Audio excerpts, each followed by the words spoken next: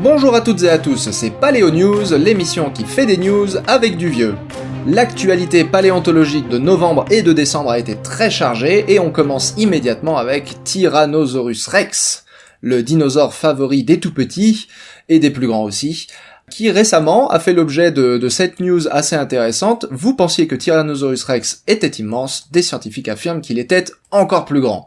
70% plus grand, nous dit ici par exemple jeuxvideo.com. J'ai pris le premier article en français qui sortait sur le sujet, je ne fais pas un acharnement sur jeuxvideo.com, ne vous inquiétez pas. C'est juste que jeuxvideo.com a été parmi les premiers à traduire la news en français. Et dans cette actualité, on nous apprend donc que Tyrannosaurus Rex, dont le poids du corps est généralement estimé entre 5 et 8 tonnes, désormais se voit affublé du poids phénoménal de 15 tonnes. Voilà, est-ce que Tyrannosaurus Rex pesait 2 fois plus lourd qu'on ne le disait avant, puisque de 15 tonnes, c'est plus que 2 fois les 7 tonnes généralement admises pour Tyrannosaurus Rex, en moyenne, et il y a même des estimations qui poussent le vice jusqu'à 25 tonnes, nous dit cet article et d'autres articles qui ont été liés à cette news. 25 tonnes, on est dans du sauropode. Hein. Déjà à 15 tonnes, on est dans du petit sauropode. 15 tonnes. Faut savoir que Brachiosaure, par exemple, le poids minimum qui a été estimé pour Brachiosaure, c'est 13 tonnes. C'est le moins qu'on ait fait pour Brachiosaure. Donc on est déjà dans la gamme de variation des tailles qui ont été proposées pour Brachiosaure. Bon, Brachiosaure, c'est un cas particulier puisqu'on va de 13 tonnes à 120 tonnes. Donc c'est quand même un gros râteau niveau marge d'erreur. Mais voilà, on aurait donc Tyrannosaurus Rex qui passe d'un très honorable 7 tonnes, 7-8 tonnes, à un canonique 15 tonnes, voire 24 tonnes. Et d'où ça vient ça? Eh ben ça vient du résumé du meeting de la Société de Paléontologie des Vertébrés, la SVP en anglais, Society of Vertebrate Paleontology, qui a eu son 82e meeting annuel, qui a tenu son meeting à Toronto entre le 2 et le 5 novembre de cette année. Et donc c'est pour ça qu'il y a plein de news dans ce Paléo News, parce que il y a beaucoup de choses qui ont été annoncées pendant ce meeting. Alors pendant ce meeting, qu'est-ce qu'ils font les gens? Ils font des speeches, ils font des talks. Chacun fait un petit speech de ses recherches personnelles.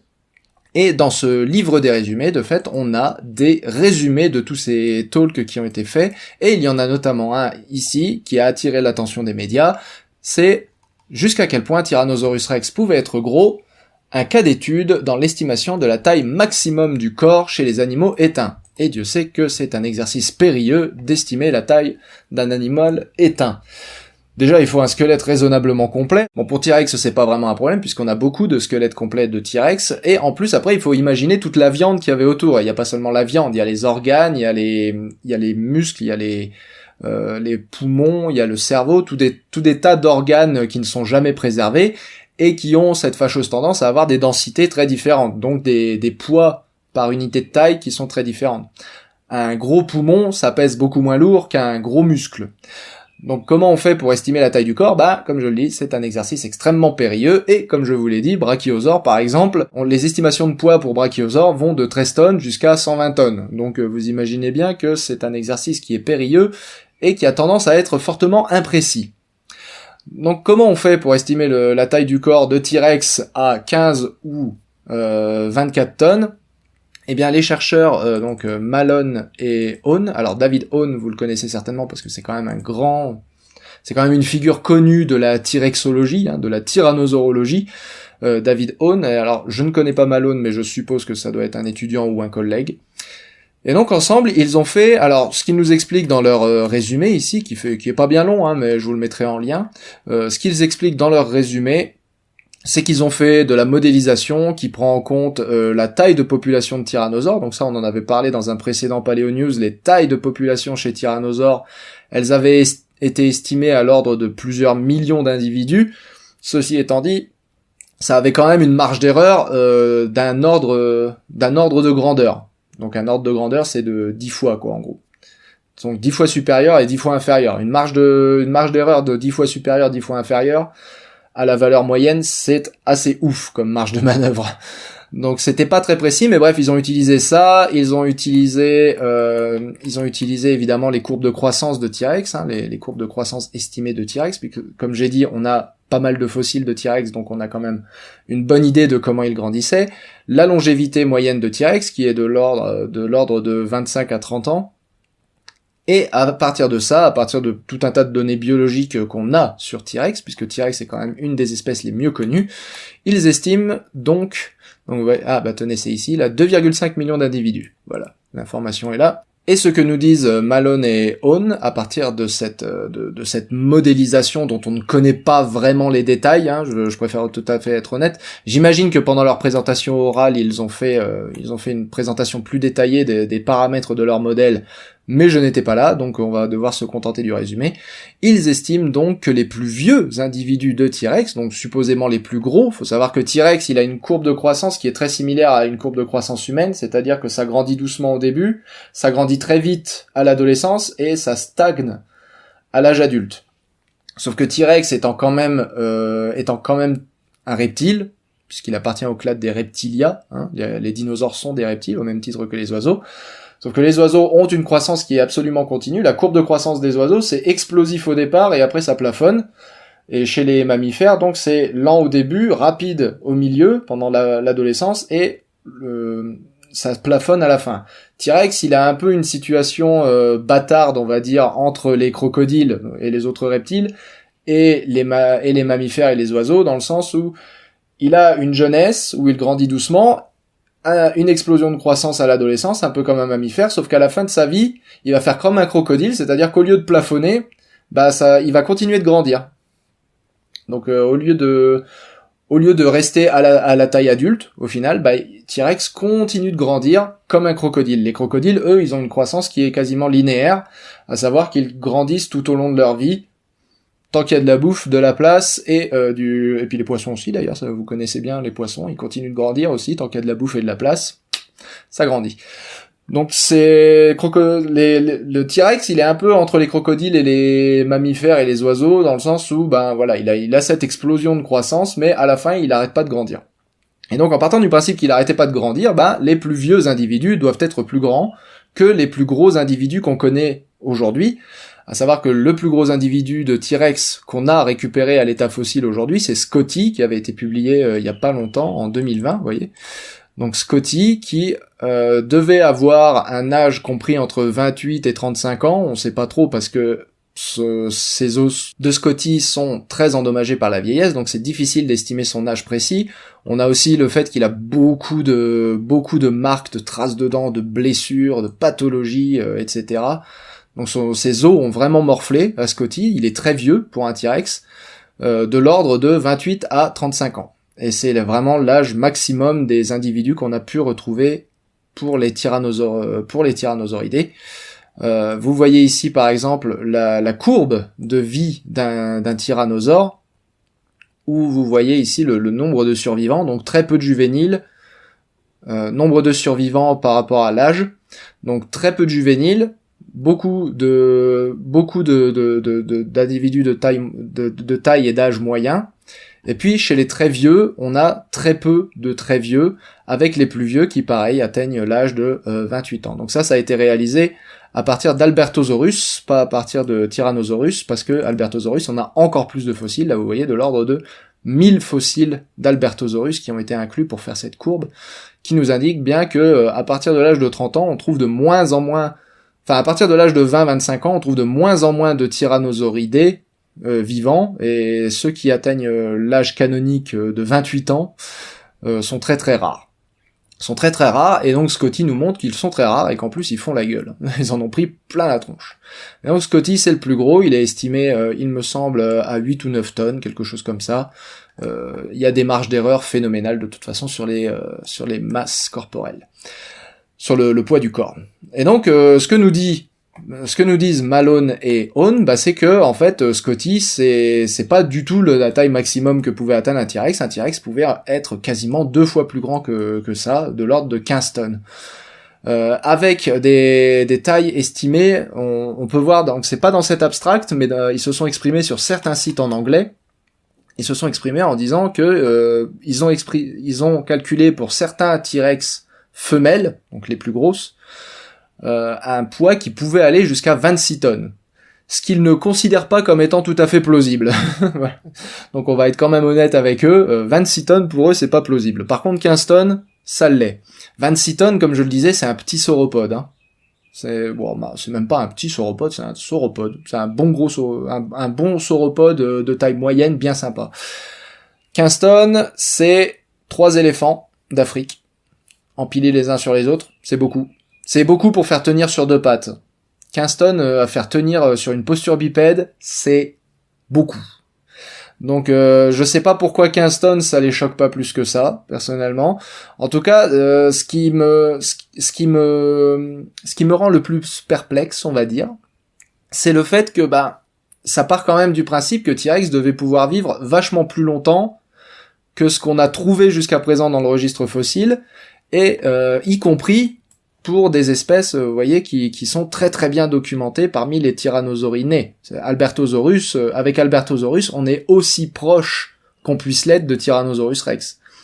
Donc même si on n'a pas 1000 fossiles de Tyrannosaurus rex, et ça vous le verrez dans les comptes rendus justement dans les médias, ils disent mais on n'a pas beaucoup de fossiles de Tyrannosaurus rex. À ça je réponds pardon. Il y a quand même beaucoup de spécimens. Regardez là, ils ont examiné 500 spécimens. Si on avait 500 spécimens de Sahelanthropus, tiens.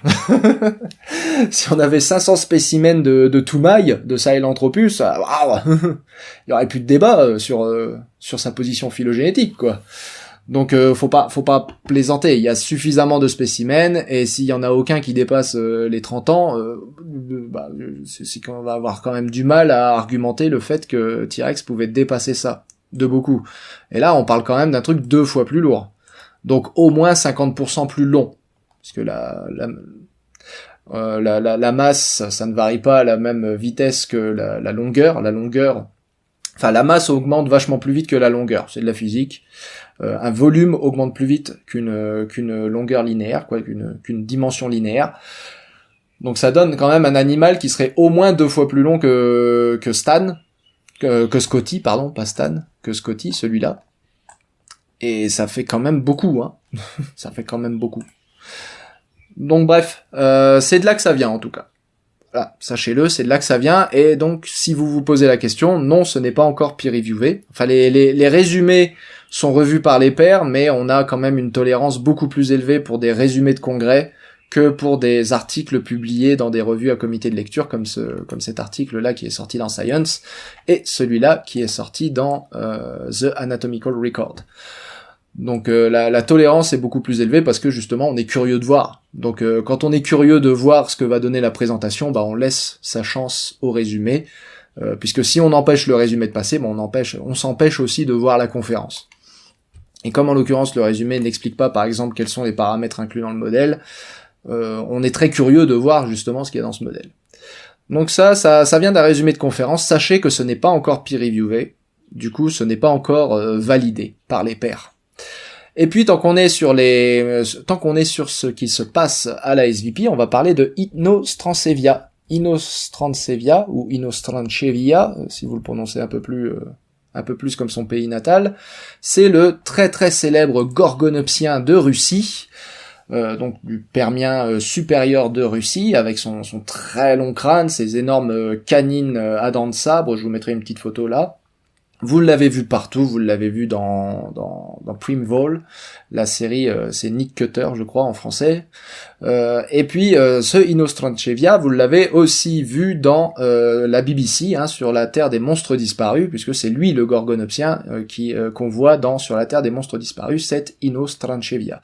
Vous avez donc forcément déjà vu ou entendu parler de Inostrancevia, même sans vraiment le savoir, même si vous l'aviez appelé autrement, même si vous l'aviez appelé Gorgonops. Ce n'était pas Gorgonops, c'est Inostrancevia. Il est beaucoup plus célèbre d'ailleurs que Gorgonops, ce qui est intéressant, puisque Gorgonops donne son nom à la famille des gorgonopsiens, mais curieusement, c'est Inostrancevia qui est le plus célèbre.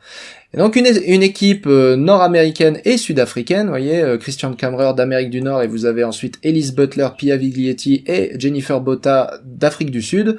Donc une équipe nord-américaine et sud-africaine nous rapporte dans ses comptes rendus du congrès de la Société de paléontologie des vertébrés que ils viennent de découvrir un nouveau spécimen d'Inostrancevia, non pas dans sa Russie natale, mais en Afrique du Sud, dans le Karoo sud-africain. Et alors, ce qu'il y a de formidable, je vous mets une photo du spécimen ici, puisque c'est un spécimen qui avait déjà été publié, même s'il n'avait pas été identifié à l'époque. Donc il y a pas de doute sur le fait que ce spécimen appartient à Inostrancevia, parce qu'il a vraiment ce museau très très long et le museau en fait est verticalement plus haut que la boîte crânienne. Donc vraiment cette forme du crâne en forme de V inversé, c'est très très typique de Inostrancevia, donc il n'y a pas trop de doute sur le fait que c'est bien un Inostrancevia, et alors il a été trouvé juste 10 mètres en dessous de la limite Permien-Trias. Donc c'est-à-dire vraiment un pas de temps vraiment très petit en dessous de la limite Permien-Trias. Donc il a vraiment vécu juste avant l'extinction de la fin du Permien. Et ça c'est très intéressant parce que à ce moment-là, les gorgonopsiens rubigines, comme Rubigea atroce, qui étaient les gorgonopsiens dominants durant la fin du Permien, eh ben ils sont déjà éteints. Et ça veut dire qu'en gros, quand les rubigines se sont éteints, vous avez Inostrancevia qui a migré depuis la Russie et qui a envahi la niche écologique des prédateurs dominants en Afrique du Sud, juste le temps d'un claquement de doigts géologique avant que l'extinction de la fin du Permien ait lieu. Et donc ça, c'est un témoin important des perturbations écologiques qui ont précédé la limite Permien-Trias. La limite Permien-Trias, c'est pas une extinction qui a lieu soudainement comme la fin du Crétacé, hein, c'est pas genre bon, il y a eu un déclin écologique, c'était déjà un peu le bordel hein, à la fin du Crétacé, mais bon, il y a pas eu une météorite qui a tout rasé et qui a définitivement sifflé la fin du match du Crétacé, enfin voilà, c'est pas ça qui s'est passé à la fin du Permien. À la fin du Permien, il y a eu des grandes perturbations écologiques à l'échelle mondiale qui ont duré très longtemps, et donc ça avait déjà commencé plusieurs dizaines, voire centaines de milliers d'années avant la limite Permien-Trias, et donc ça, c'est un témoin évident de ces perturbations écologiques. Le remplacement complet des faunes de top prédateurs, de prédateurs dominants, en Afrique du Sud, c'est un témoin assez évident de ces perturbations écologiques. Donc ça, on attend avec impatience du coup que ce spécimen soit enfin identifié et qu'on fasse toute la lumière sur cette extinction, parce que c'est quand même super intéressant.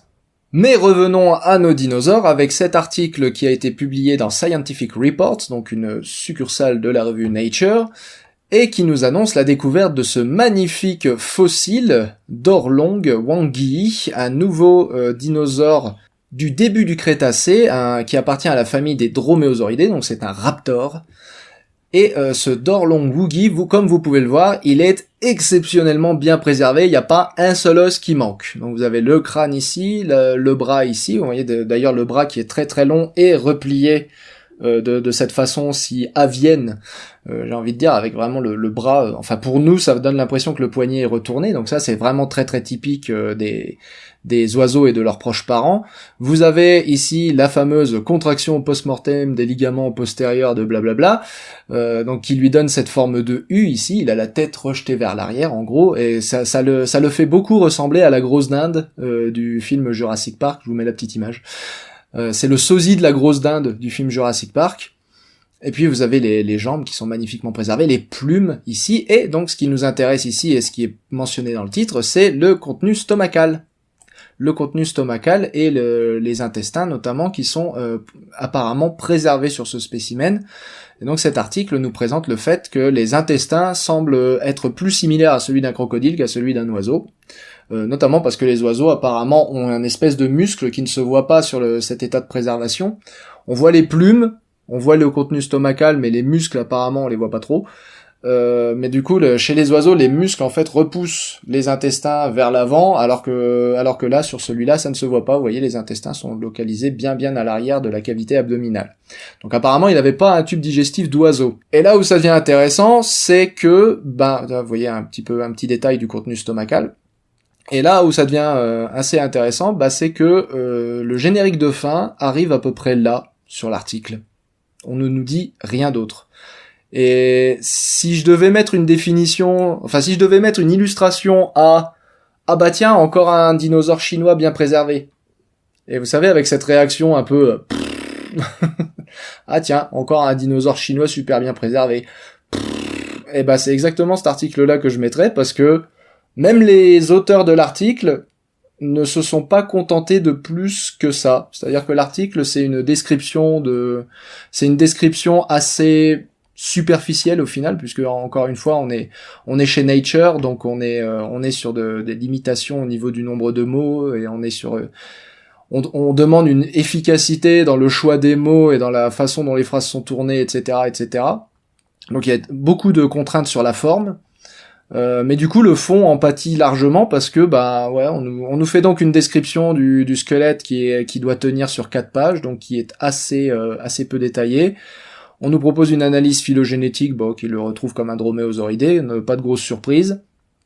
Voyez, la discussion commence là, donc analyse phylogénétique, et un paragraphe sur le contenu intestinal, enfin sur la façon dont les intestins sont organisés. On nous parle même pas du contenu intestinal en réalité et du contenu stomacal, donc on ne nous dit même pas ce qu'il a dans l'estomac. Et rideau, générique de fin.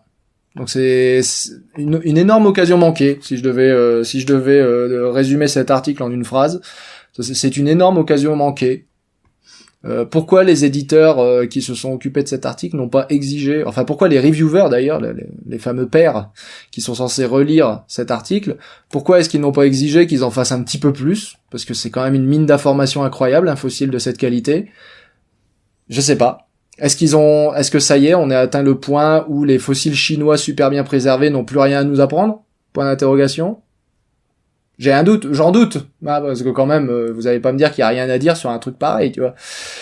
Mais bon, en tout cas, cet article-là ne nous dit pas grand-chose, et je vous avoue avoir été un poil déçu par la lecture de cet article, parce que vraiment, j'en attendais plus.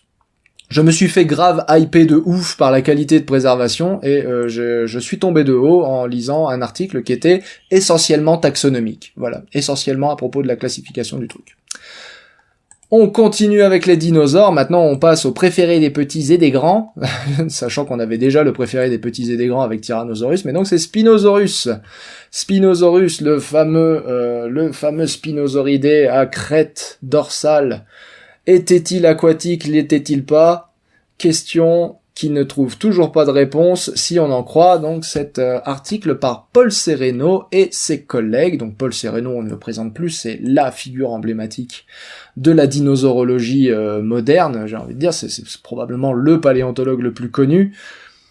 Il a quand même fait la couverture c'était dans les années 90 ou début 2000, il a fait la couverture du Times comme scientifique le plus sexy du monde. Donc il est connu, Paul Sereno. Et il a publié dans un journal qui s'appelle eLife, alors qui est pas très connu, mais qui s'était fait connaître en publiant les descriptions de Homo naledi notamment, donc c'est un journal respectable. Et dans cette revue eLife, il nous explique pourquoi, selon lui et selon son équipe, il ne pense pas que Spinosaurus est aquatique. Alors, résumé des épisodes précédents, il y a une playlist. J'ai fait toute une playlist juste sur Spinosaurus, donc si vous voulez tous les détails, consultez la playlist. Là, je vais juste vous faire un résumé super rapide. Spinosaurus, il appartient à la famille des Spinosauridés, dans lequel on a Baryonyx par exemple, ou Suchomimus. Et donc dans cette famille et Irritator, parce que je sais que si je dis pas Irritator, on va m'irriter. Haha. Les commentaires en tout cas vont m'irriter. Mais bref, il y a plein de représentants dans la famille des Spinosauridés, mais il y a notamment Baryonyx, et donc grâce à Baryonyx, on sait déjà que les Spinosauridés étaient piscivores. Du moins, on se doute que les Spinosauridés étaient piscivores. Ça a été ensuite confirmé par des analyses isotopiques, par une équipe de l'ENS de Lyon, qui a analysé des restes de Spinosaurus et qui a montré que voilà, il passait une quantité de temps significative dans l'eau et se nourrissait de ressources marines. Spinosaurus lui-même, pas Baryonyx. Donc les Spinosauridés, de manière générale, on savait déjà bien avant la grande publication de 2014 dont je vais parler tout de suite après, on se doutait déjà qu'ils étaient fortement inféodés au milieu aquatique. Pas forcément semi-aquatique ou aquatique, mais au moins inféodés au milieu aquatique. Vient donc la publication de Nizar Ibrahim et de son équipe en 2014, où il découvre, je crois qu'il y a une image, donc autant l'utiliser, voilà, où il découvre la partie des Spinosaurus là qui est en bleu sur ce squelette composite, donc une paire de jambes, un bassin, enfin d'ailleurs c'est juste une paire de jambes et un bassin qu'ils ont trouvé, et quelques vertèbres dorsales. La partie en bleu viendra après, enfin la partie en bleu sur la queue viendra après. Donc ils trouvent cette paire de jambes, et ils la décrivent, et du coup ils en profitent pour faire une grande révision de tout ce qu'on sait ou croit savoir sur Spinosaurus. Et ce qu'ils disent, c'est que Spinosaurus, il a quand même les narines qui sont poussées loin vers l'arrière, donc en position d'évent, très très loin d'ailleurs vers l'arrière, beaucoup plus loin que sur un crocodile. Donc Spinosaurus, il a ses narines poussées très loin vers l'arrière. Il a des jambes qui apparemment sont très très petites par rapport au reste du corps. La proportion des jambes a été très très très débattue. Mais c'est vrai que le problème étant essentiellement qu'on n'a pas de bras attachés à une paire de jambes sur un seul et même squelette de Spinosaurus. Donc là, ce que vous voyez, la paire de bras elle est en jaune, les jambes elles sont en bleu parce qu'elles n'appartiennent pas au même spécimen. Donc c'est difficile de dire si la paire de bras était aussi vieille que la paire de jambes, surtout en partant du principe qu'il continuait à grandir, même à l'âge adulte. Je vous renvoie à l'article sur Tyrannosaurus dont on vient juste de parler. Donc s'il continuait à grandir à l'âge adulte, une paire de bras adultes et une paire de jambes adultes sont pas forcément censés être la même taille sur deux individus différents. Bref, on continue. Donc on a tous ces éléments-là qui sont ensemble, qui nous indiquent une certaine proportion, de certaines proportions, et notamment que les jambes ont l'air d'être plus petites que les bras. Et avoir des jambes relativement faiblardes, c'est aussi un caractère qu'on retrouve chez les animaux semi-aquatiques. Ceci étant dit, le sacrum, qui est la partie où le pelvis, donc la ceinture pelvienne s'accroche à la colonne vertébrale, a 4 vertèbres, comme tous les autres théropodes. Donc, si le bassin est bien accroché à la ceinture, à la colonne vertébrale, il n'y a pas de raison de penser que les jambes étaient particulièrement faibles, mais bon, les jambes ont l'air quand même vachement petites, même comparées aux vertèbres auxquelles elles sont directement attachées. Et donc on a ces proportions, on a le fait que les griffes sur les pattes arrière sont pas hyper développées, ce qui est quand même inattendu pour un carnivore. Et puis à partir de ça, donc, et de plein d'autres petits arguments, mais surtout ceux-là, ils ont fait l'hypothèse que Spinosaurus devait être semi-aquatique, voire même capable de nager. À l'époque, ils l'avaient reconstitué avec une palmure. On va mettre les points sur les i immédiatement sur la palmure sur les pieds. On le saura jamais. Ça fait partie des caractères qui sont impossibles à reconstruire. C'est pas la peine quand vous voyez un dinosaure avec palmure, c'est super, mais si c'est pas un canard, on n'en a aucune idée. Que les choses soient très claires. Il n'y a pas de corrélat ostéologique direct d'une palmure. On peut avoir des doigts très très longs. Enfin, on peut avoir des orteils très très longs et pas avoir de palmure. Ça arrive plein de fois chez plein d'animaux différents. Donc c'est pas la peine en fait d'utiliser ça comme un argument. La palmure, c'est pas un truc qu'on est capable de reconstituer sur un fossile. Donc bref. Ils font l'hypothèse, du coup, basée sur tous ces arguments-là, que Spinosaurus passait quand même un certain temps dans l'eau. Vient après ça une nouvelle découverte, celle de la queue de Spinosaurus, publiée, alors je sais plus si c'était en 2017, 2018 ou 2019, mais peu importe, vous le verrez dans la playlist. Vient ensuite la queue de Spinosaurus qui est aplatie comme celle d'un crocodile. Donc elle est aplatie, la queue osseuse, hein, évidemment, quand vous regardez la queue d'un crocodile, elle est pleine de muscles, donc elle a pas l'air aplatie, mais quand vous regardez le squelette, elle est aplatie verticalement, et donc ça ressemble beaucoup à la queue d'un crocodile, et donc ils font l'hypothèse qu'elle devait onduler et permettre à Spinosaurus de nager. Donc à partir de là, Spinosaurus, non seulement a des petites jambes qui semblent indiquer qu'il ne passe pas beaucoup de temps sur Terre, a des narines repoussées vers l'arrière qui semblent indiquer qu'il passe beaucoup de temps la tête sous l'eau avec juste les narines qui dépassent, et maintenant a une queue aplatie qui semble indiquer qu'il pouvait nager avec la queue. Alors, encore une fois, ça a été extrêmement débattu, est-ce que la queue pouvait réellement bouger comme ça? Beaucoup de gens ont remarqué qu'il y avait des attaches musculaires assez faibles dessus, beaucoup de gens ont remarqué que toute la queue en général, la structure de la queue semblait extrêmement fragile, donc ça avait peu de chances d'être utilisé pour la nage, mais bref. Ça ressemble quand même vachement à ce à quoi on s'attendrait d'un animal qui utilisait sa queue pour nager, soyons tout à fait honnêtes. Donc, on va dire que le cas d'un Spinosaurus au moins semi-aquatique s'épaissit un petit peu. Et puis vient un article en 2019 où là ils ont fait des coupes dans les os de Spinosaurus, et là ce qu'ils voient est assez impressionnant puisqu'ils voient que les os de Spinosaurus sont hyper denses. On appelle ça de la pachyostéosclérose. Donc ils sont hyper denses et hyper épais. Et ça, c'est une signature quasiment parfaite. Je dis quasiment parce qu'il y a certains animaux qui ont des os qui ont des membres pachyostéosclérotiques, donc très épais, très denses, mais qui ne sont pas semi-aquatiques, ni aquatiques du tout d'ailleurs. Mais c'est vraiment un caractère qui a quasiment qui a une corrélation 1 pour 1 avec un mode de vie au moins semi-aquatique. Pas totalement aquatique, puisque les cétacés et les ichthyosaures, par exemple, eux, n'avaient pas des os pachyostéosclérotiques. Quand on devient un animal pélagique, un animal de haute mer, on perd la pachyostéosclérose, mais tous les animaux semi-aquatiques, ou presque, ont des os pachyostéosclérotiques. Très épais, très denses. Et on découvre ça donc chez Spinosaurus, et pas chez ses proches parents, le Baryonyx et le Suchomimus, ou en tout cas moins développé. Donc on a quasiment, et on a même d'ailleurs une série évolutive où on a de plus en plus de pachyostéosclérose en se dirigeant dans l'arbre phylogénétique vers Spinosaurus. Alors là, à partir de là, je pense que le débat a été complètement plombé, parce que non seulement on a donc de la morphologie, mais maintenant on a en plus par-dessus, on avait de l'isotope, et maintenant, en plus, on a de l'histologie qui nous dit, non mais là, sérieux, il était semi-aquatique, je veux dire, il pouvait nager, voilà, il a l'équipement pour nager, il a un équipement assez médiocre pour se déplacer sur Terre, il a les adaptations classiques à la vie semi-aquatique, notamment les narines rétractées, et maintenant, on lui trouve de la pachyostéosclérose.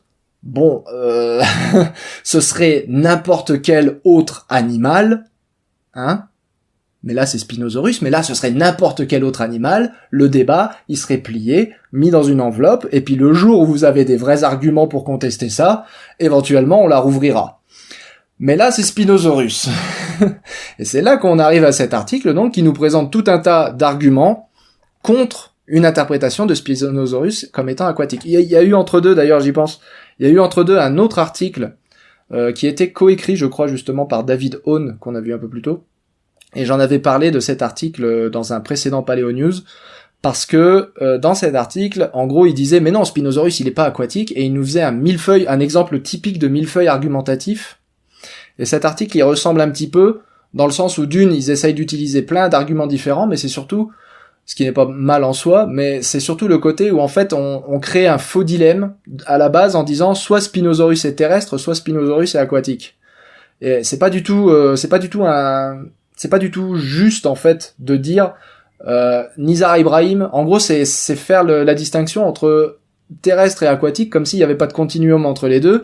Et du coup, ça fait de fait dire à Nizar Ibrahim et à son équipe qu'ils ont dit que Spinosaurus était un dauphin. Ce qu'ont dit Nizar Ibrahim et son équipe, au moins dans les revues scientifiques, je parle pas dans des conférences ou dans des présentations publiques ou dans les médias, dans les revues scientifiques publiées à comité de lecture, ce qu'ils ont dit, c'est il y a une composante aquatique majeure. C'est ça qu'ils ont dit. Il y a une composante aquatique majeure, et Spinosaurus était capable de nager, et il devait passer beaucoup de temps dans l'eau. Suffisamment pour que des adaptations, comme l'épaississement osseux, se développent, et lui permettre du coup à Spinosaurus, j'ai pas dit la pachyostéosclérose, ça permet, les os servent de ballast en fait et maintiennent l'animal au fond de l'eau. Ça ne sert à rien sur Terre. Ça maintient l'animal au fond de l'eau. Donc ça c'est quand même une adaptation, comme je l'ai dit, c'est quasiment 1 pour 1 avec un mode de vie semi-aquatique. Mais Paul Sereno va contester ça dans cet article-là. Donc ce qu'ils disent eux dans Paul Sereno, ils font un peu la même chose que comme je l'ai dit avec l'autre article, ils font un peu ce faux dilemme du c'est terrestre ou c'est aquatique ou c'est complètement terrestre en oubliant un peu le continuum entre les deux. Et ce que Nizar Ibrahim a dit, c'est effectivement, il se trouve quelque part en fait sur ce continuum, probablement plus proche de l'aquatique que du terrestre. Voilà, ça c'est ce qu'ils ont dit. Donc là ils contestent ça. Et en contestant ça, du coup, ils vont apporter des arguments, et certains de ces arguments sont valables, d'autres le sont, je trouve, un peu moins. Le premier, c'est ils ont fait un espèce de modèle, en fait, de Spinosaurus, donc une modélisation 3D du corps de l'animal, avec les tissus mous, pour essayer de faire des tests de sa flottabilité. Et alors, c'est vrai qu'il y avait eu des reprises de ces images hors contexte. C'est-à-dire, si vous prenez juste cette image-là du pauvre Spinosaurus en train de flotter comme une grosse merde sur l'eau, effectivement, vous allez avoir du mal à convaincre les gens qu'il était capable de nager. Donc ils font une modélisation, et puis bah évidemment, Spinosaurus n'a pas l'air de flotter correctement. Parce que son centre de gravité, semble-t-il, est trop haut. Encore une fois, c'est un modèle.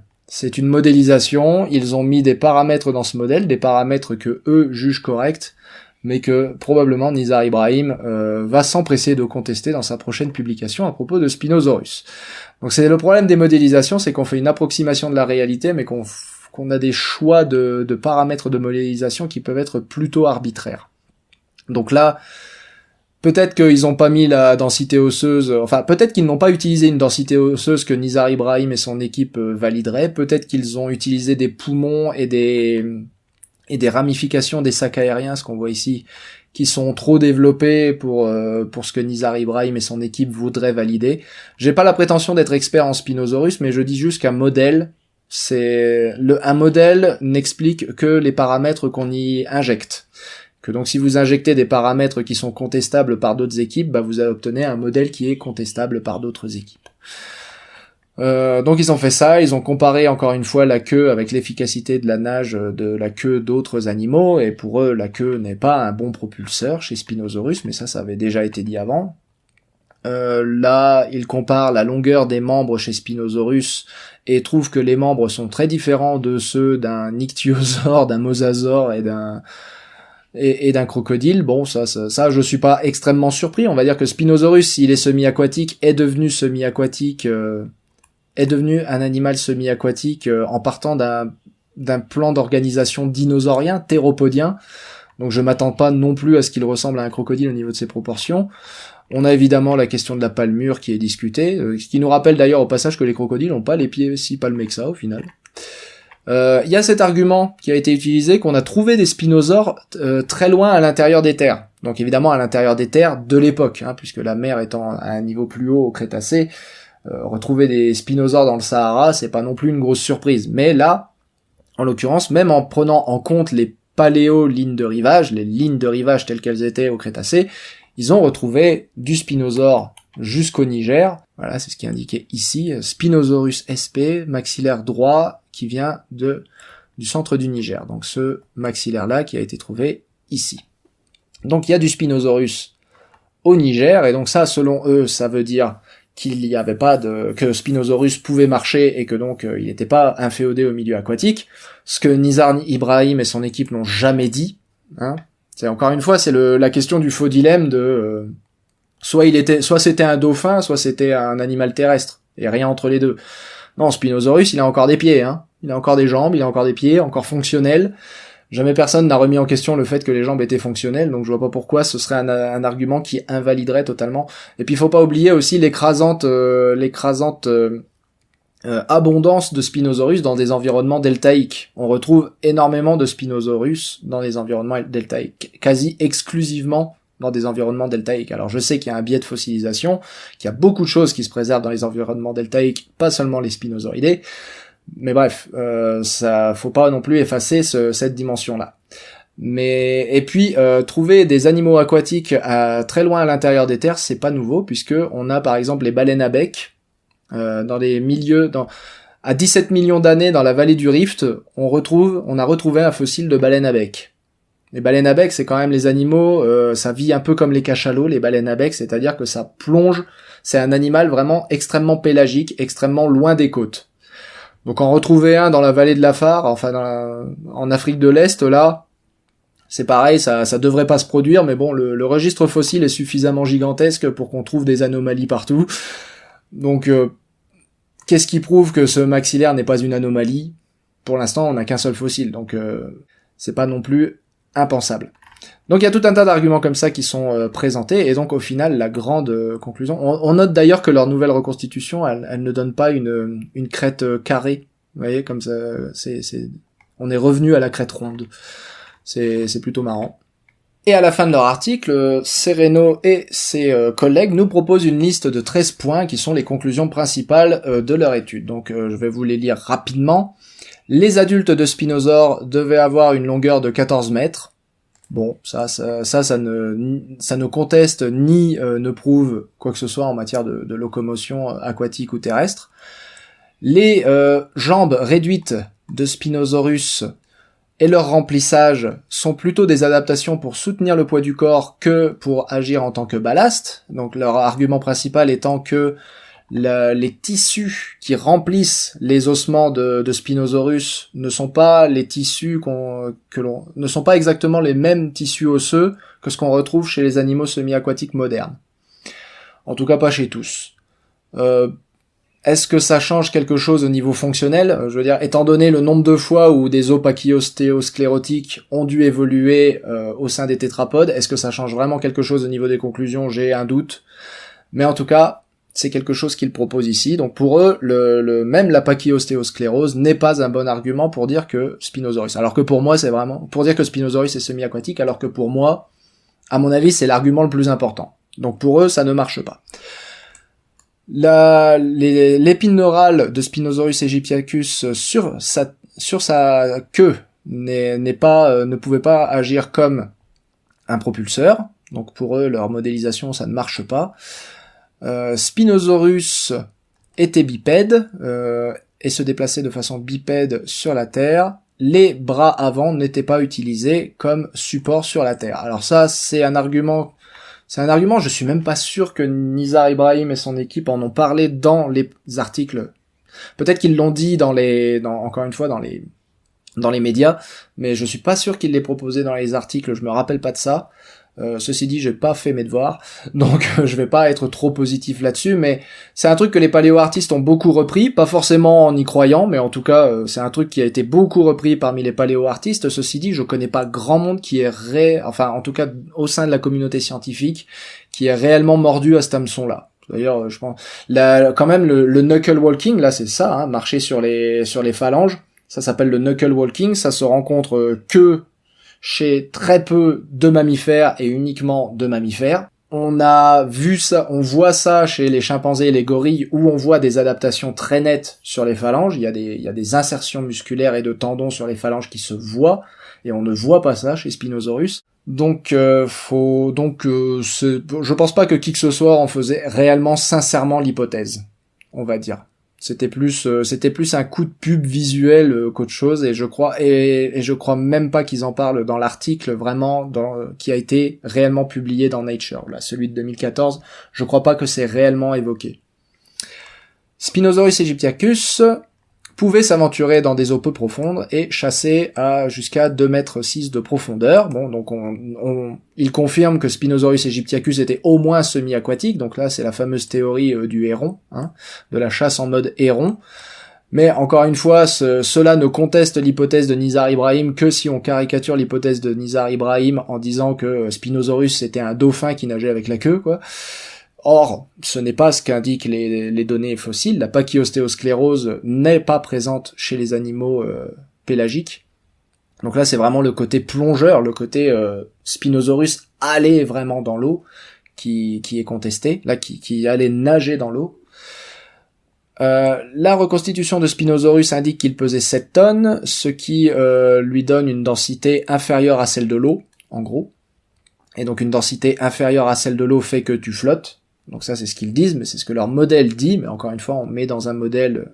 Les modèles n'expliquent que les paramètres qu'on y a inclus. Et peut-être que Nizar Ibrahim et son équipe ne seraient pas d'accord avec les paramètres de ce modèle, mais ça, on le verra. Je suis sûr qu'il va y avoir une publication qui va répondre à ça. Spinosaurus aegyptiacus n'était pas capable de plonger, étant donné la densité qu'il avait au-dessus. Et étant donné que ses côtes n'étaient pas compressibles, mais encore que là, étant donné le peu de matériel qu'on a en articulation, je me demande d'où ça sort.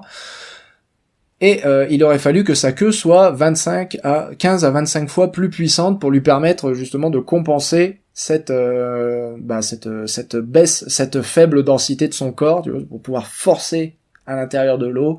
Il aurait fallu que sa queue soit 15 à 25 fois plus puissante, ce qui encore une fois impliquerait des muscles gigantesques. Bon, ça c'est pour compenser justement le problème de la problème de la flottaison. Ça vient aussi des sacs aériens et des poumons tels qu'ils les ont reconstitués, et peut-être encore une fois que quelqu'un d'autre jugerait par exemple que Spinosaurus vidait ses poumons avant de plonger, ce que font beaucoup d'animaux aquatiques aujourd'hui. Donc il vidait ses poumons et stockait l'oxygène dans ses muscles par exemple, comme le font les dauphins. Ça peut être une contestation assez facile de cet argument-là, mais encore une fois, c'est plus aux spécialistes de Spinosaurus de nous dire quel était le volume des sacs aériens si on se base sur la morphologie des vertèbres, puisqu'on a les trous des sacs aériens dans la morphologie des vertèbres, donc c'est là qu'il faudrait focaliser une réponse, je pense. Spinosaurus n'était pas stable dans les eaux profondes, c'est le jouet là qui flotte qu'on a vu tout à l'heure, et donc il n'aurait pas pu exercer une force suffisante pour se propulser, bon ça on l'a déjà vu. Tous les animaux strictement aquatiques de grande taille, donc plus grands que 2 mètres, sont strictement marins, alors que les fossiles de Spinosaurus sont aussi trouvés à l'intérieur des terres. Bon bah ça, je vous ai donné l'exemple de la baleine à bec tout à l'heure, qui fait définitivement 2 mètres ou plus, et qui a été trouvée très très profondément à l'intérieur des terres. Ceci étant dit, ça reste quand même des dépôts marins, donc là il y a vraiment ce côté strictement marin qui est ajouté à l'argument, on va dire. Mais bon, c'est peut-être aussi parce que pour les espèces vivantes, des animaux marins de plus de 2 mètres, à part les baleines, à part les cétacés, il n'y a pas grand-chose. Il y a peut-être les siréniens, qui peuvent être... je sais même pas. La rétine, la rétine de stellaire, mais déjà on n'est plus sur de l'animal existant, on est sur de l'animal éteint. Et donc chez les animaux éteints, le fait est qu'on a peut-être aussi un problème de registre fossile. Bon, donc ça c'est pareil, c'est contestable. C'est assez facilement contestable.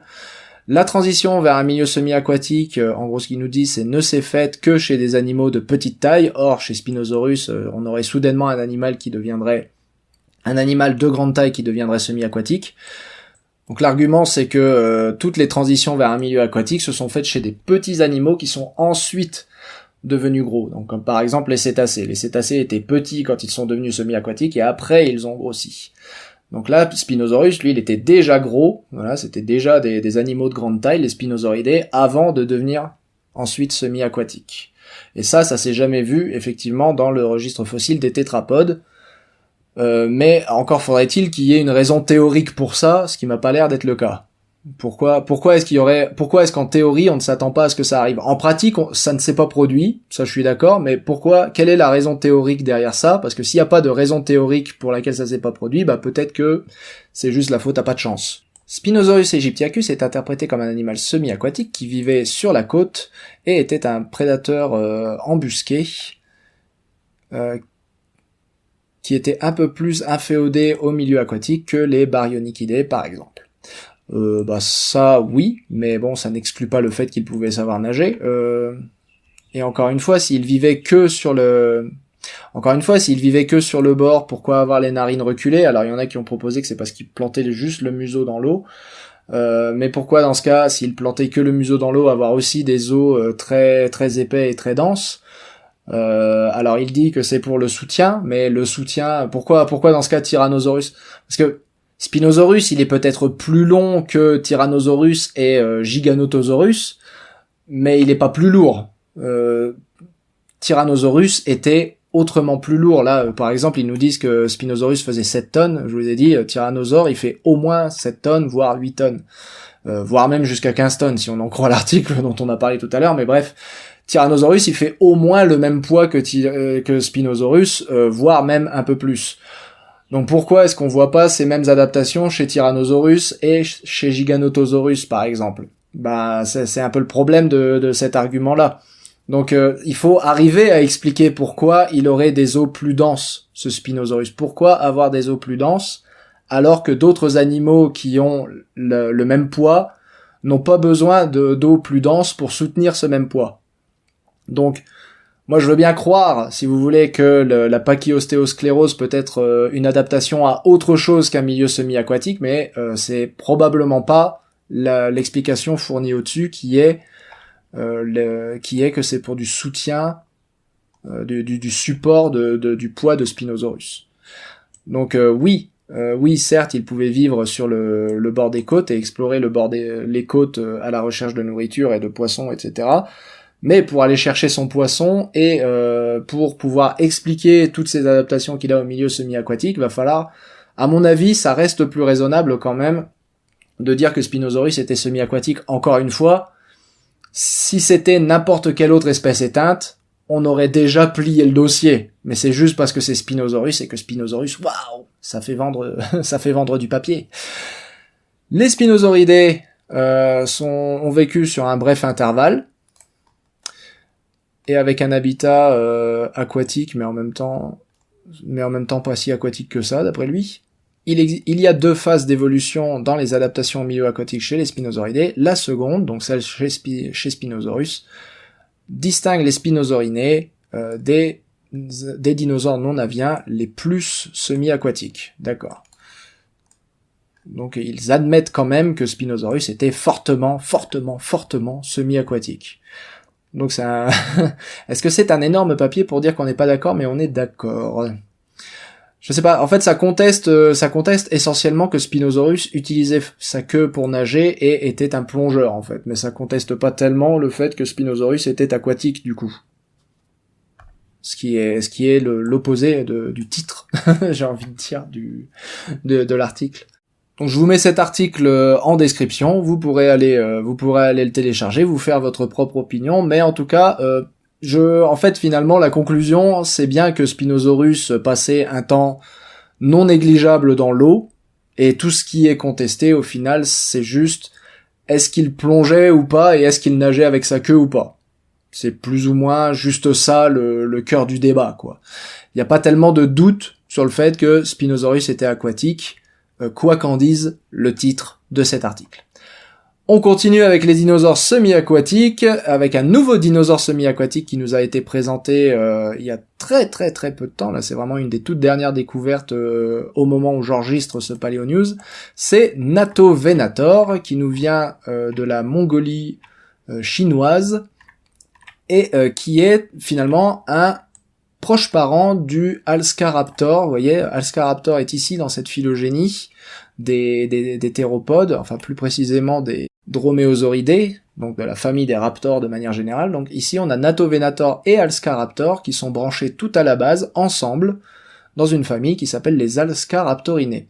Donc Natovenator, c'est un proche parent du Alscaraptor qui avait défrayé la chronique, puisque c'est le petit dinosaure, le petit raptor qui ressemble à un cygne, mais tout le monde avait dit en voyant le fossile, oulala, ça sent le faux, ça sent le gros fake, la fabrication, puisqu'il y a beaucoup de ces fossiles de Mongolie et de la Mongolie chinoise qui sont trafiqués, enfin qui sont trafiqués dans le sens où on en fait du trafic, on en fait de l'exportation illégale, et qui sont trafiqués dans le sens où ce sont des assemblages de plusieurs spécimens ensemble, et ça leur donne un peu ce genre d'aspect bâtard qu'on voyait très bien sur Alscaraptor, c'est-à-dire un cou de cygne très long, une anatomie des jambes qui a pas l'air d'aller avec l'anatomie du crâne.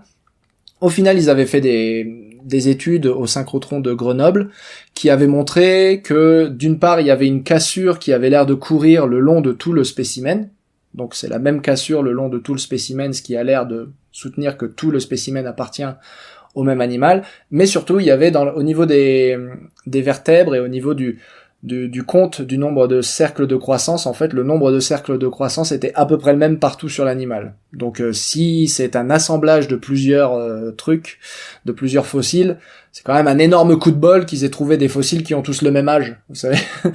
Donc apparemment, Alscaraptor, même si j'ai toujours du mal à le croire, est bel et bien quelque chose de legit. Et donc là on a Natovenator maintenant qui vient d'être découvert, qui vient aussi donc de Mongolie, enfin de la Mongolie chinoise, qui date aussi du Crétacé, et qui ressemble beaucoup à Alscaraptor, ce qui a l'air, et là il ressemble pas trop à un faux, là ça ressemble vraiment à ce à quoi les fossiles de Mongolie, donc c'est le désert de Gobi, devraient ressembler. Et ce Alscaraptor, ce Natovenator du coup, ressemble beaucoup à Alscaraptor, ce qui fait que ça a l'air de quand même soutenir que Alscaraptor c'est legit, que Alscaraptor n'est pas un fake, puisque comme Alscaraptor il a cette tête de canard, ce long cou de cygne, cette anatomie très fusiforme, très gracile, un corps très fuselé de manière générale, donc il a vraiment tout du Alscaraptor. Vous voyez là ils l'ont même reconstitué avec un cou de cygne, ce qui veut pas dire forcément que c'était exactement comme ça qu'il tenait sa tête, mais en tout cas ils l'ont fait exprès pour que ça ressemble à l'image canonique qu'on a maintenant de Alscaraptor. Et donc, ce Natovenator, ils disent que c'est un dinosaure semi-aquatique parce que il a des narines rétractées, comme Spinosaurus. Il a une sorte de bec de canard, ce qui est très pratique quand même pour filtrer l'eau comme le font les canards. Et il a, selon eux, les côtes tournées vers l'arrière, c'est ce qu'on voit ici, ce qui lui donne un corps justement très hydrodynamique. Et de ce fait, il reconstitue ce Natovenator comme étant un animal qui ressemblait à un cygne et qui était semi-aquatique.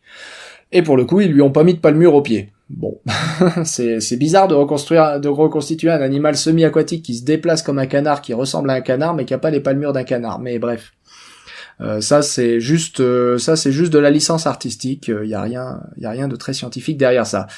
Alors que penser de ce Natovenator ? Bah moi ça m'intéresse beaucoup, ça me fait beaucoup rire parce que je suis à peu près sûr et certain que personne ne va contester que Natovenator était semi-aquatique, alors même que ça fait 10 piges qu'on nous emmerde avec Spinosaurus.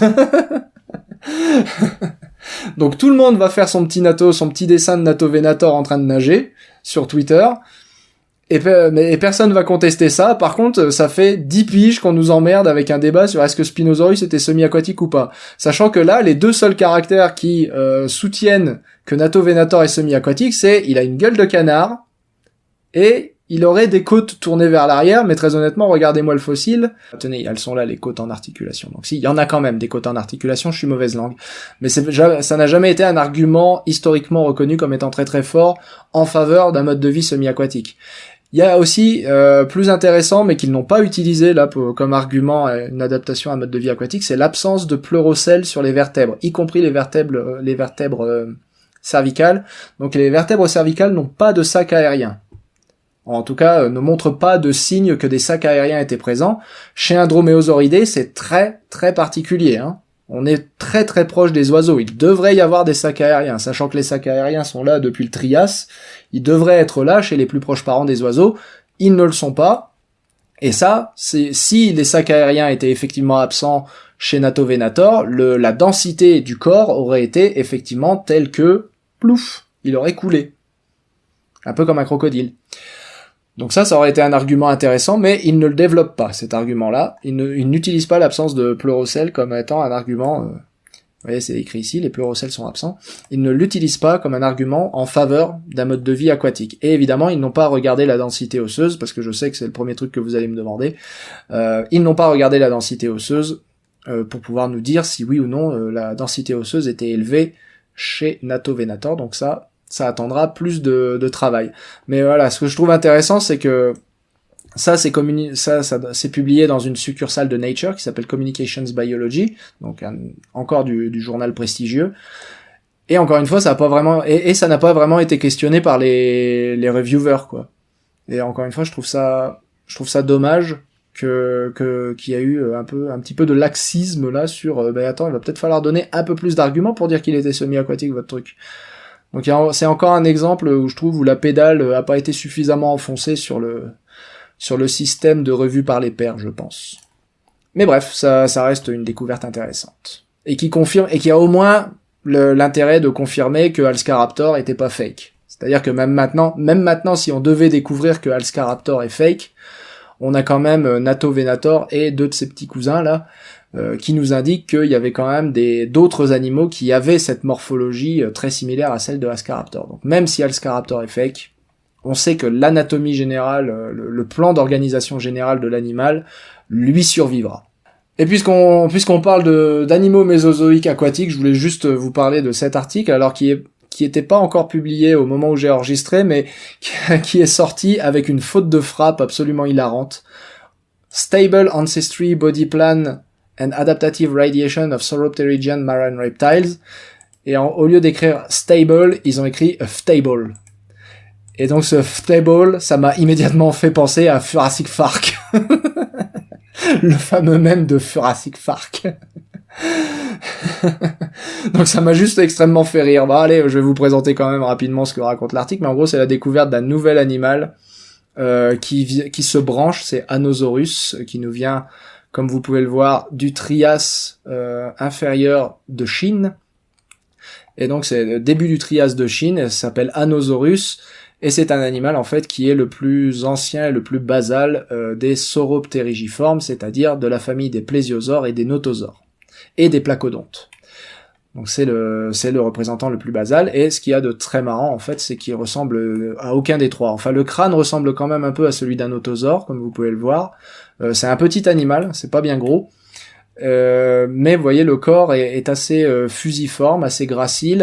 Les côtes sont extrêmement pachyostéosclérotiques. Là, pour le coup, ça se voit très très bien. Les côtes sont très très épaisses. Les membres sont aussi très courts et très épais, fortement pachyostéosclérotiques. Là, il y a même pas besoin de couper pour savoir que c'est pachyostéosclérotique. Là, ça fait 3 fois l'épaisseur que c'est censé faire. Il y a aucun doute là-dessus. Donc ça, c'est vraiment le corps d'un animal aquatique. Vous voyez, c'est quand même différent de ce qu'on voit chez Spinosaurus et de ce qu'on voit chez Natovenator. Ça, c'est un animal qui est définitivement, sans aucun doute, fortement aquatique. Pas encore pélagique, probablement, à cause de la pachyostéosclérose, mais ça vit déjà 100% de son temps dans la mer, à part éventuellement pour pondre, quoi. Et on voit déjà quand même le début du bassin qui commence à former ces plaques, ces grandes plaques qu'on va retrouver plus tard chez les plésiosaures de façon hyper développée. Pareil pour les coracoïdes, ici ça commence déjà à former des plaques. Il ressemble un peu à Mesosaurus de manière générale, donc c'est une petite découverte bien intéressante, avec le petit fou rire au passage, Stable Ancestral Body Plan of Jurassic Park. Et on termine avec les tétrapodes semi-aquatiques, toujours dans la revue Communications Biology, mais cette fois, on remonte dans le temps, on va dans le Paléozoïque, au Carbonifère. Nous sommes il y a plus de 300 millions d'années, quasiment 320 millions d'années au début du Carbonifère. Et nous allons rencontrer Wacheria, qui est un amphibien. Et alors Wacheria, qu'est-ce qu'ils ont fait? Vous voyez le squelette de Wacheria ici. Ils ont pris des fémurs de Wacheria à différents stades de croissance. Alors quand je dis ils, c'est une équipe nord-américaine essentiellement. Ils ont pris des fémurs de Wacheria. Ils les ont organisés par différents stades de croissance, des juvéniles à l'adulte. Et en coupant à l'intérieur, ils ont découvert qu'en fait Wacheria grandissait très très très vite. Beaucoup d'os fibrolamellaires chez Wacheria. Donc l'os fibrolamellaire, c'est l'os où on voit pas bien, voire pas du tout, les stries de croissance. Les stries de croissance étant un signe, plus elles sont marquées, plus on a une croissance lente. Chez Wacheria, on a des canaux aversiens qui indiquent que les os sont remaniés très rapidement. Les canaux aversiens, ce sont juste des vaisseaux sanguins, enfin des traces de vaisseaux sanguins dans l'os, qui indiquent que l'os était fortement remanié, donc fortement en train de grandir. Et on a de l'os fibrolamellaire, c'est-à-dire pas ou peu ou très peu marqué de stries de croissance, ce qui indique encore une fois que l'animal grandissait exactement comme un animal à sang chaud. Au Carbonifère, au début du Carbonifère, chez un amphibien, donc des animaux qu'on ne suspecterait jamais au grand, jamais d'être à sang chaud. Et d'ailleurs, même en voyant ça, je ne remettrai pas en compte l'idée qu'ils étaient à sang froid, enfin ectotherme du coup. C'est juste qu'on peut être ectotherme et grandir extrêmement vite. Voilà ce que démontre Wacheria. Et ça tire à balles réelles sur tout un tas de conceptions qu'on croyait pouvoir s'asseoir dessus confortablement et se dire ok, ça c'est stable, c'est bon, je peux rester. Non, là ça vous enlève tout ce que vous avez sous le pied que vous croyez solide, toutes ces choses bien établies dont vous vous imaginiez dont on pouvait se servir pour pouvoir reconstituer l'évolution des métabolismes et notamment du sang chaud et du sang froid chez les espèces éteintes. Vous les prenez et vous vous torchez avec et vous jetez tout ça à la poubelle. Voilà. Donc ouais, cette étude-là, c'est probablement la plus importante de tout ce Paléo News. Je l'ai pas mis en premier parce que c'est pas Tyrannosaurus ni Spinosaurus, évidemment. Mais clairement, ça va foutre la merde. Ça va clairement foutre la merde et dans 10 ans, on va encore en entendre parler de ces gens qui ont pris un amphibien, qui ont coupé à l'intérieur et qui ont dit « Ah merde, ça grandit comme un animal à sang chaud. Bon les gars, le sang chaud, en fait, c'est pas comme ça qu'on saura. » Ou alors l'hypothèse c'est que Wacheria était déjà à sang chaud, mais je rappelle, on est au Carbonifère, donc juste après l'origine des tétrapodes, je veux dire, au début du Carbonifère, Tiktaalik c'était hier, hein. Tiktaalik et Ichthyostega, c'était juste hier. Donc au début du Carbonifère, on s'attend absolument pas à ce qu'ils aient un métabolisme à sang chaud, mais en plus, on s'attend certainement pas à ce que ça se reflète sur le... Et puis de toute façon, on est sur des trucs qui se comportent de manière générale comme des amphibiens. On appelle ça des amphibiens. C'est paraphylétiques, les amphibiens, on est bien d'accord, mais on appelle ça des amphibiens parce qu'ils avaient un comportement amphibien, ils avaient une biologie d'amphibiens, ils avaient des métamorphoses comme les amphibiens, ils faisaient tout comme les amphibiens, ces bêtes-là. C'est pas des reptiles, on est vraiment, regardez là, si je vous montre sur la phylogénie, hop, Wacheria il est là, et regardez, Ichthyostega il est juste à côté, Acanthostega il est juste là, vous voyez, c'est juste avant, et juste à côté vous avez Pederpes, donc un des tout premiers amphibiens, je crois que c'est le premier à avoir juste 5 doigts. Vous voyez, avant ça ils avaient encore 8 doigts. Donc là vous avez Pederpes juste à côté, vous avez Gérardpeton, donc tout ça c'est de l'amphibien très très basal, qui n'est même pas encore suffisamment dérivé pour qu'on puisse les rattacher aux amphibiens modernes. C'est encore moins dérivé que les amphibiens modernes. Donc c'est un truc de fou de voir. Vous voyez, d'ailleurs les amphibiens modernes sont là, les Lysamphibia. Donc ça, là, c'est les derniers endroits où on s'attend à trouver un animal endotherme, un animal à sang chaud. Et pourtant, il grandissait très vite. Et ça, c'était un truc qu'on avait déjà observé chez les crocodiles modernes, hein, c'est pas non plus complètement révolutionnaire, mais de la croissance osseuse très rapide, on avait aussi observé ça chez les crocodiles modernes, donc là, ça enfonce le clou définitivement que une croissance osseuse rapide, c'est pas forcément un signe d'endothermie. Donc ça, c'est un article qui change vraiment tout, qui fout le bordel, et comme je l'ai dit, on va encore en entendre parler.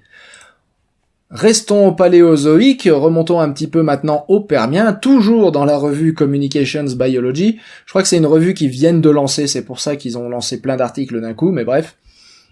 Toujours dans Communications Biology, un nouveau Lagerstadt du Permien moyen d'Afrique du Sud, qui s'appelle Onderkaroo, et qui vient d'être publié par ma collègue Rose Prévec, et qui est une recherche donc internationale de manière générale, mais essentiellement sud-africaine et française, puisque vous avez aussi André Nel, qui est paléo-entomologue au Muséum d'Histoire Naturelle de Paris. Donc une co-recherche sud-africaine, française, et ici vous avez Mike Day qui est britannique, donc bon, c'est quand même une recherche essentiellement internationale, on est bien d'accord, mais quand même avec une contribution franco-sud-africaine que j'apprécie énormément.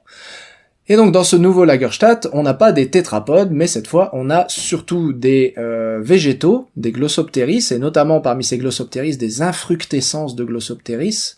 On parle pas de fruits, on parle d'infructescence, donc on parle pas de fleurs ni de fruits, hein, on parle d'infructescence pour Glossopteris, on n'est pas encore chez les plantes à fleurs, donc de magnifiques infructescences de Glossopteris, et on a des larves, des tas de larves, et de fossiles d'adultes aussi, d'insectes, et autres arthropodes. Vous voyez ici, regardez cet acarien.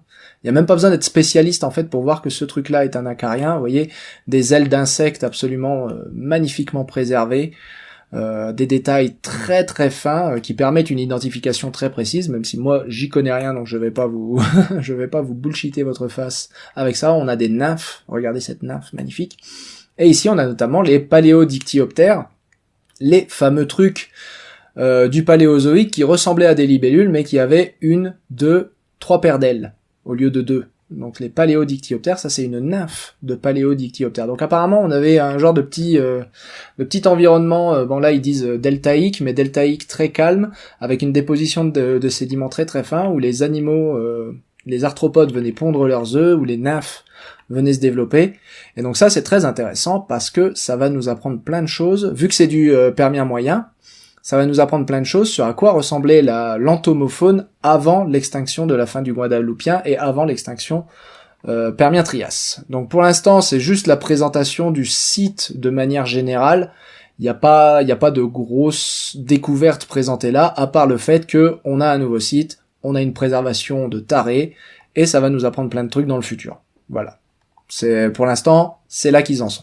On passe maintenant aux mammifères. On remonte maintenant l'arbre évolutif. Là, on était redescendu jusqu'aux amphibiens. On remonte maintenant chez les mammifères, dans la lignée des synapsides. Et on va directement attaquer avec du mammifère, du vrai, les chiens domestiques de quand c'est que ça date. Alors, on a déjà fait une vidéo tout entière avec un chercheur spécialisé. Je vous la mets en description sur l'évolution, l'origine du chien domestique. Mais en gros, pour vous la faire courte, et c'est très bien résumé dans cet article-là, tout à la fin de cet article-là, Vous avez deux grosses hypothèses sur l'origine du chien domestique. Une qui dit que le chien a été domestiqué entre 10 000 et 17 000 ans, quelque part au Moyen-Orient, ou en Chine, ou entre les deux, on sait pas trop, ou peut-être en Europe de l'Est, on sait pas trop. C'est essentiellement les généticiens qui défendent ça, et ceux qui étudient du coup cette région du croissant fertile, qui défendent l'hypothèse que le chien a été domestiqué par là, et donc ça donnerait au chien une histoire qui serait finalement assez similaire à celle des autres animaux domestiques, à savoir une domestication qui aurait eu lieu dans le croissant fertile au début du néolithique, donc avec l'apparition de l'agriculture. Et puis vous avez l'hypothèse qui place l'origine du chien beaucoup plus tard, beaucoup plus tôt, il y a entre 40 000 et 35 000 ans, qui est soutenu par quelques fossiles. Il y a notamment ce fossile d'un chien qui date de 33 000 ans d'Europe de l'Est, dans lequel on a placé volontairement une dent de mammouth. Donc c'est le crâne en lui-même ressemble plutôt à un crâne de loup, donc il ressemble pas vraiment à un chien, mais le fait que des êtres humains ont pensé que cet animal était suffisamment important pour mériter qu'on lui place un objet rituel dans la gueule au moment où on l'enterre, ça montre que ce loup, c'était pas n'importe quel loup, c'était probablement un loup en voie de chianification, de domestication, devrais-je dire. Donc on a ces deux hypothèses, et donc cette hypothèse ferait naître le chien, par définition, à l'époque où les gens étaient encore chasseurs-cueilleurs. Il n'y avait pas encore la révolution néolithique était encore 20 à 30 000 ans, 20 à 30 000 ans de là. Donc là, c'est donc ces deux hypothèses, vous imaginez bien qu'en fonction de si on privilégie l'une ou l'autre, ça donne une narration, une histoire à la domestication du chien, une fonction à la domestication du chien qui est complètement différente. Si vous avez une domestication du chien à la révolution néolithique ou juste avant la révolution néolithique, c'est pas du tout la même histoire que si vous avez une domestication du chien bien avant la naissance de l'agriculture. Et aussi, si vous avez une domestication du chien chez Homo sapiens il y a 40 000 ans, ça veut dire que Néandertal a rencontré Homo sapiens qui avait déjà domestiqué le chien. Et ça, pour expliquer comment ça se fait que Homo sapiens a dominé Néandertal suffisamment pour que Néandertal s'éteigne, mais pas Homo sapiens, alors même que Néandertal jouait à domicile, je le rappelle, c'est peut-être important. C'est peut-être important le fait d'avoir eu des chiens, que les chasseurs-cueilleurs sapiens aient eu des chiens pour les aider à chasser et pas Néandertal. Donc tout ça c'est très important. Arriver à dater l'origine de la domestication du chien, c'est très important, et donc on a un nouveau fossile qui vient du Pays Basque espagnol, et des chercheurs donc essentiellement d'Espagne ont fait des analyses génétiques pour identifier les ossements, parce que c'est très difficile d'identifier, quand on est vraiment à la racine de la domestication d'un animal, c'est vraiment difficile de distinguer l'animal domestiqué de l'animal sauvage qui lui a donné naissance. Et donc ils ont fait des analyses génétiques pour pouvoir identifier à quel chien ils avaient affaire, et ils ont fait des datations, et ça leur a permis de dire qu'ils ont découvert ni plus ni moins que le plus vieux chien d'Europe. Et le plus vieux chien d'Europe a 17 000 ans au Pays Basque, et de facto, ça invalide une origine du chien à 10 000 ans. Voilà, c'est l'origine de la domestication du chien à 10 000 ans, de facto, elle meurt. Donc une origine néolithique du chien, bam. Après, jusqu'à 17 000 ans, ça reste valide, mais là, on est à 17 000 ans au Pays Basque. Pas à l'endroit où on s'imagine que le chien est censé avoir été domestiqué. Donc par cette découverte, il est plus que probable que le chien a été domestiqué ailleurs, bien plus tôt que ça. Et donc cette découverte-là, elle est très importante, parce que elle indique assez clairement que le chien a été domestiqué il y a très longtemps par des chasseurs-cueilleurs. On ne sait pas exactement la date, mais ces chasseurs-cueilleurs, en tout cas il y a 17 000 ans, avaient atteint le Pays Basque. Et il est fort probable, évidemment, que ce soit les chasseurs-cueilleurs qui venaient du Moyen-Orient. On ne sait pas où a eu lieu la domestication du chien, en tout cas c'est pas avec cette étude-là qu'on va pouvoir le déterminer, ça c'est clair. Mais maintenant, on a quand même une base solide pour dire, bon, c'est pas la révolution néolithique, parce que la révolution néolithique, elle a lieu ici 7000 ans plus tard. 7 à 8000 ans plus tard. Donc on est clairement pas sur le même timing ni sur la même géographie. On est sur, définitivement, ce sont des chasseurs-cueilleurs qui ont domestiqué le chien. Donc cette étude-là, elle est extrêmement importante pour nous permettre de mieux comprendre la domestication du chien et du fait, l'origine des chiens. On repart sur un article paru chez Nature dans Scientific Reports. Décidément, ils en ont publié un paquet. On part sur une étude qui est plutôt intéressante parce qu'elle nous dit que les animaux à petit cerveau étaient plus prônes à l'extinction de la fin du Quaternaire. Donc l'extinction finie Quaternaire, c'est l'extinction qui a commencé il y a 10 000 ans et qui se continue aujourd'hui. Donc cette extinction, c'est l'extinction qui a commencé avec la fin de la glaciation, basiquement. Et donc il y a 10 000 ans, l'extinction fin Quaternaire commence. Et apparemment, ce sont les animaux avec un cerveau plus petit qui ont disparu les premiers. En tout cas, c'est ce que cette étude nous suggère. J'ai regardé, ça m'intéresse, ça touche à l'évolution du cerveau, donc j'ai bien regardé cette étude et j'y ai vu aucun défaut particulier. C'est-à-dire que je suis pas complètement contre l'idée que les animaux à petit cerveau sont ceux qui s'éteignent les premiers. Ils ne fournissent absolument pas d'explication à pourquoi c'est le cas. Voilà, ça tient en deux phrases. C'est les deux phrases de conclusion. C'est nous concluons que les animaux à gros cerveau avaient une meilleure chance de survie à la fin du Quaternaire. C'est ce que leurs données leur indiquent. Bien que la taille du corps a clairement un effet important, et la taille du corps a un effet important puisque les animaux à petit cerveau sont généralement des animaux de taille corporelle élevée.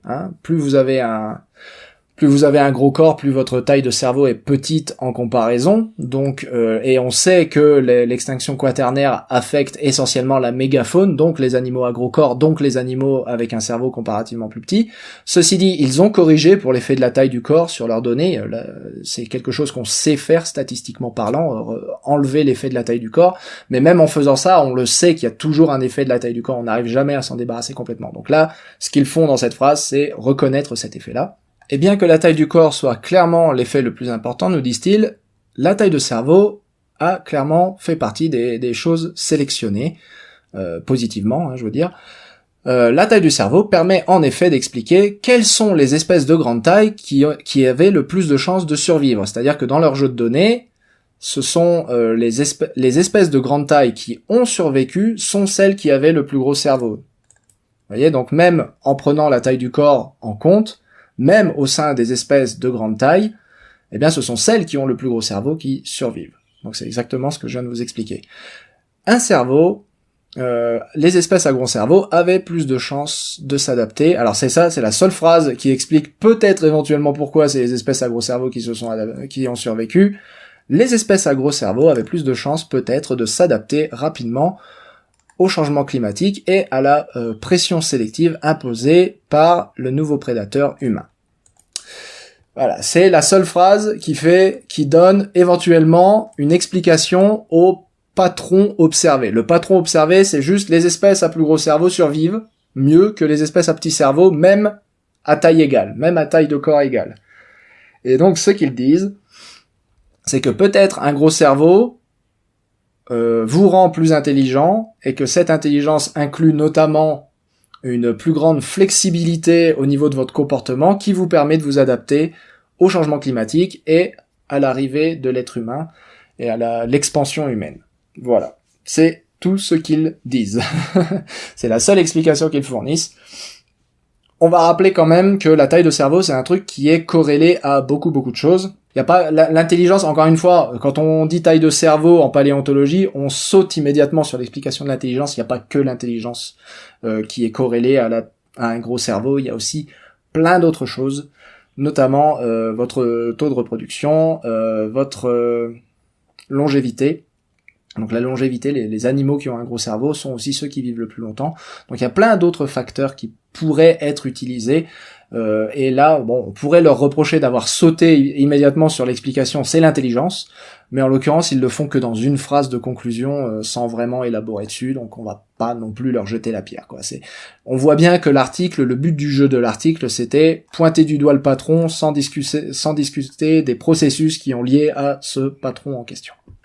Bon bah puisqu'on parle gros cerveau et intelligence, on va terminer avec les primates, hein. Terminons avec les primates, et c'est un nouvel article paru dans PNAS, grande revue de sciences en général, publié dans PNAS quand on est paléontologue, c'est un grand honneur. Donc là en l'occurrence ils ont utilisé des fossiles sud-africains et des fossiles d'Afrique de l'Est, des fossiles de primates, cercopithécoïdes qu'on appelle des Gelada, donc le genre c'est Theropithecus. Les Gelada ce sont des genres de babouins mais qui sont totalement herbivores, et ils sont très très poilus. Et donc ces Gelada, ils sont très intéressants parce qu'en Afrique de l'Est, on les voit évoluer très vite. On voit leur évolution, notamment leurs adaptations dentaires évoluer très très vite, et ces adaptations, en fait, l'apparition de ces adaptations et cette évolution, elle est très bien calibrée par les séries volcaniques qu'on a, et qui chaque couche volcanique permettant de dater très précisément les fossiles.